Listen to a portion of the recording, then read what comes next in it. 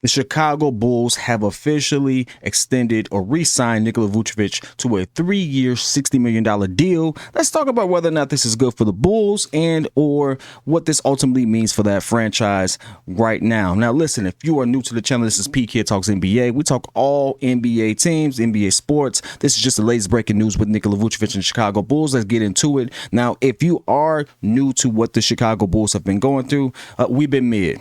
I'm a Bulls fan. It's no need for me to hide that. You all know that. You catch me on Windy City Breeze with Chicago-based YouTube channel over there. Guess what? We're Bulls fans. We've been watching it. We called every game. We've been mid. But one of the things I will say is it hasn't been Vooch's fault. I think it's has a lot more to do with everything else. Coaching, injury, stuff like that. So I'm not going to sit there and say that this is a Vooch thing. So re-signing him 3 years, 60 million, roughly breaking down to 20 million a year. I think it could be a little higher, a little lower per year. Not sure what the actual numbers are in regards to year over year salary, but the collective terms of it collectively is going to be about 60 M's. I think this is a good contract. I think for the skill that he has, what he brings to the table, being a top 10 to 11 big defensively and offensively. I think offensively he's top 10, defensively he's top 11.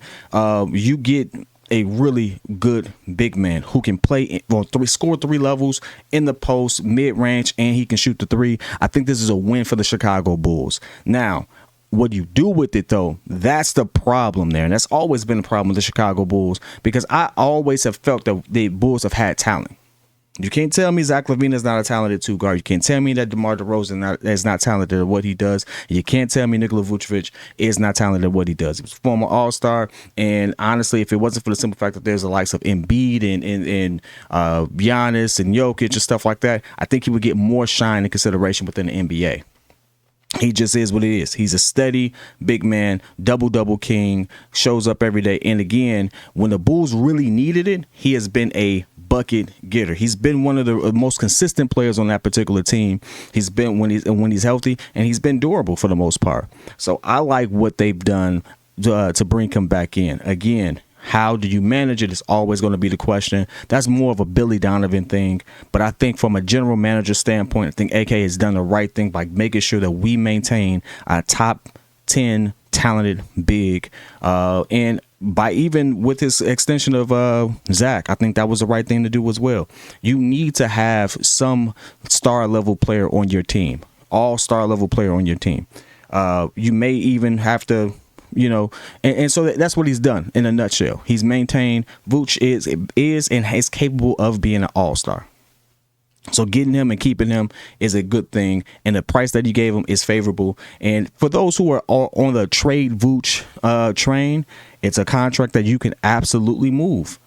It's 20 million over 20 million a year or 20 or 60 over 3. It's not a scary contract. So it's not something that if they have to move, they make the decision to totally rebuild and they want to divest themselves of these particular assets, that is something that AK is going to be stuck with. Like you've seen some teams like the Atlanta Hawks were stuck with John Collins' contract for a while. You saw some players who just can't be moved because of their contract. Well, yeah, this doesn't do that for you. You look at Jordan Poole, he got traded for practically nothing. And why? That contract was freakishly big, but his market was low. So this is not one of those situations where if Vooch goes out there and maybe he's not performing the way people think he is, that he's not going to be worth what you can move him for. In fact, I think this is so much of a discount that I could have saw him getting 25 to 28 a year still because of what he brings to the table. So I think this is a good deal, great deal, matter of fact, for the Chicago Bulls. And it still keeps them in the contention to be a good playoff team.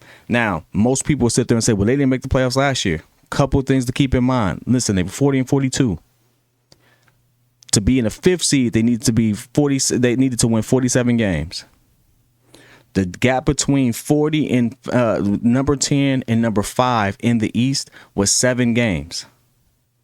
Keep that into perspective. If you've been a Bulls fan, if you watch those games, those are games there. You can pinpoint a good 3 to 4 games in which you would say Bulls should have won that game. Ref blew that call there. It's some really close games where you can be like, maybe they got did dirty on that one. And that's not me being a homer. That's just watching the games. That's watching the games and being fair. But I want to hear your thoughts. If you are from the town Chicago, let me know what you think. Is this a good move for the Chicago Bulls? Is it not a good move for Chicago Bulls? Do you think this is ultimately going along the lines of continuity for the team? That's been the big word around Chicago: continuity, building through, sticking together, building chemistry, doing it the same way that they did in Denver, which is where our general manager comes from. How do you feel about that? If you're not from Chicago, would you trade for him? Would you trade for Vooch? Do you think they should have dumped him? Would your team like him? I'm saying it like I'm auctioning them off, right? And would your team like him, right? Hey, get at me. We want to know. Like, inquiring minds want to know. We want to hear what the fans think. We want to hear what everyone who are NBA fans think. Let me know in the chat, whether it's love, whether it's hate. I'll be in there with you. Till next time. Peace.